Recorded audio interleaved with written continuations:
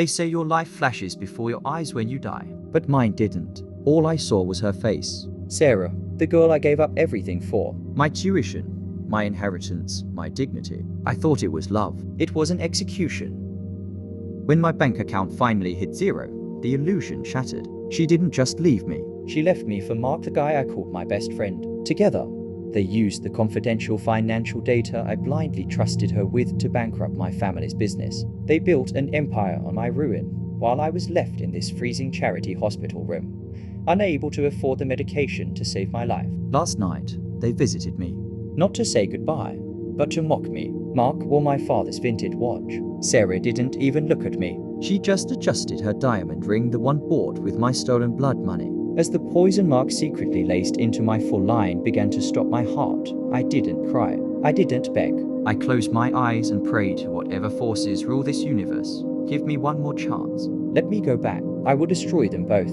Then, darkness, a violent gasp tore through my lungs. I opened my eyes, expecting the cold white ceiling of the hospital. Instead, I saw cheap posters, a messy desk, and a stack of college textbooks. My hands were smooth, no for drips, no bruises. I looked at the calendar on the wall. October 14, 2018. I was 20 years old. I had regressed 5 years into the past. Before I could even process the reality of time travel, my phone buzzed on the desk. My heart skipped a beat as I looked at the screen.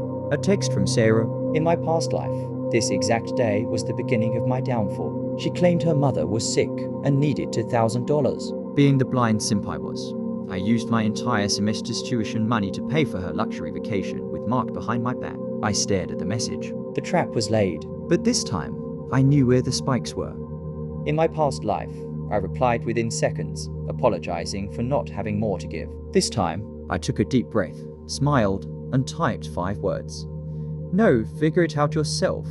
I blocked her number immediately. For the first time in 2 lives, I felt completely in control. But simply walking away wasn't enough. They didn't just break my heart. They murdered me. They needed to pay in full. I knew exactly what was going to happen over the next 6 months. Knew which stocks would skyrocket, which crypto projects would boom, and exactly how Mark planned to cheat on his upcoming midterms to keep his scholarship. While they thought I was just a wealthy, foolish target, I spent the rest of the afternoon liquidating my minor assets and placing them into the exact investments that would make me a multimillionaire before graduation. The next morning on campus, I saw them. Sarah was cornering Mark, complaining that I had blocked her. Mark looked confused, his usual arrogant smirk fading. They didn't see me watching from the balcony above. They think they are the predators playing a game with the sheep. They don't realize that the sheep died in that hospital room and a monster came back in its place.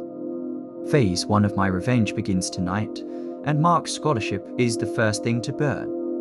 If you want to see exactly how I take away everything they love, hit that subscribe button. Welcome to the Vindictive Archive. The ledger is open, and it's time to collect.